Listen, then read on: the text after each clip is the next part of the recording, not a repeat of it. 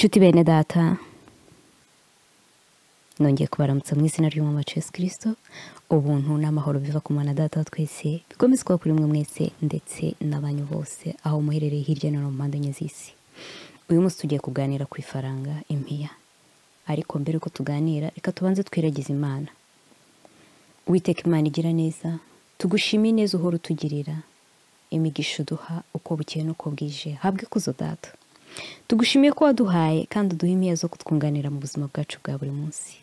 Ubwo tugiye kuganira ku byiza n'ibibi byazo, duhe kuzirikana ko zishobora kutubera umugisha cyangwa se umuvumo, maze twe kuzirarikira, twe gukururwa kandi ngo dutwarwe nazo, ahubwo tuzigenzure neza bityo zitubera umugisha.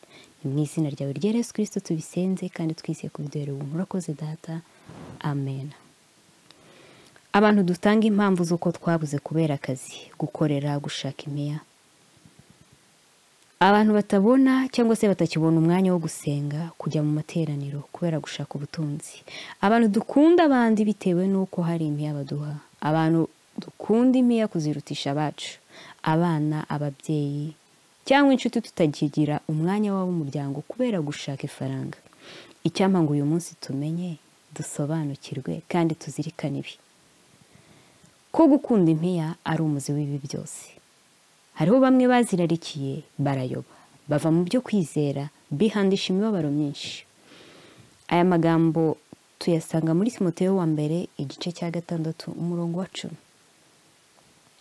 Uyu munsi urukundo twagakunze Imana ndetse n'ubwo twagakunze abantu, bamwe twarusimbuje urukundo rw'impiya, aho bamwe nta kuryama nta kuruhuka hatarabaho kwiyungura inama z'uko impiya zaboneka. Kuri bamwe uko zaboneka kose, byaba gukora mu buryo busanzwe iminsi yose cyangwa se amasaha y'ikirenga, byaba kuriganya, kwiba, gusambana cyangwa se kwica, icy'ingenzi ni uko ifaranga riboneka.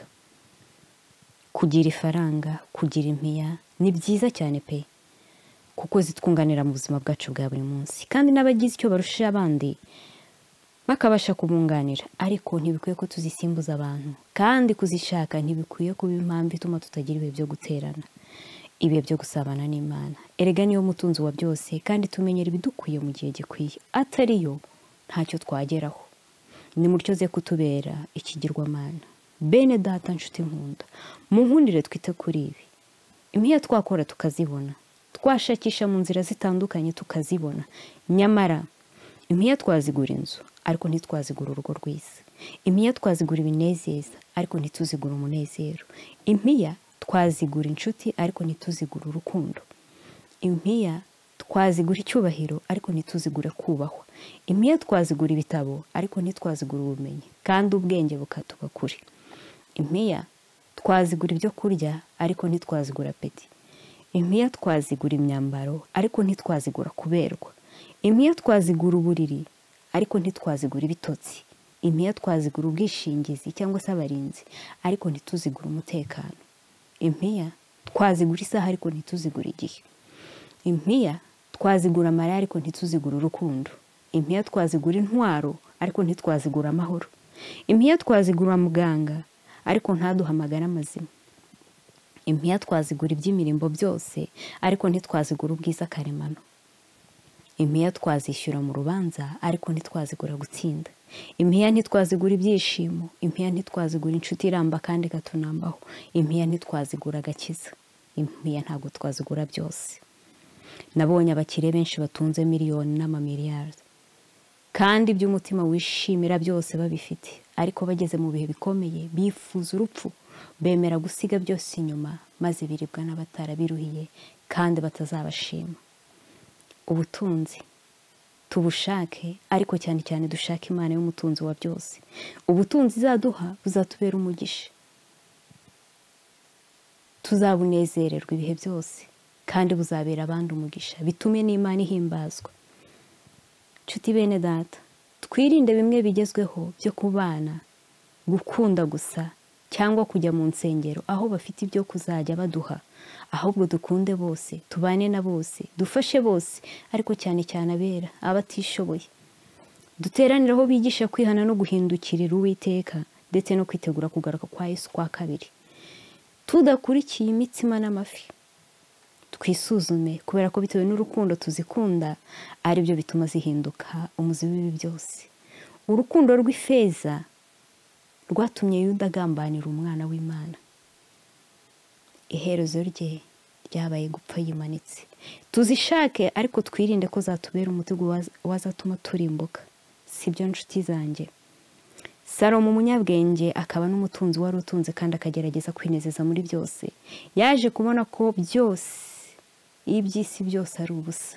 Niko kwandika mu gitabo cy'Umubwiriza igice cya 5 umurongo wa 9 wa 11 ndetse n'uwa 12 n'uwa 13 ati ukunda ifeza ntabwo ahaga, n'ukunda kunguka byinshi nawe nuko ibyo nabyo ni ubusa. Ngo ibitotsi by'umukozi bimugwa neza niyo yariye bike cyangwa byinshi, ariko guhaga k'umukire kumubuza gusinzira. Akomeza avuga ko hariho ikibi gikabije yabonye munsi y'ijuru, ari cyo butunzi nyirabwo yibikiye bukamutera amakuba. Ubwo butunzi bukamarwa no guhomba, kandi iyo abyaye umwana ntabona icyo amupfumbatisha. Impiya zaba umugisha cyangwa se zikaba umuvumo, ariko uyu munsi tubasha guhitamo ko ziba umugisha, kandi natwe tukabera abandi umugisha.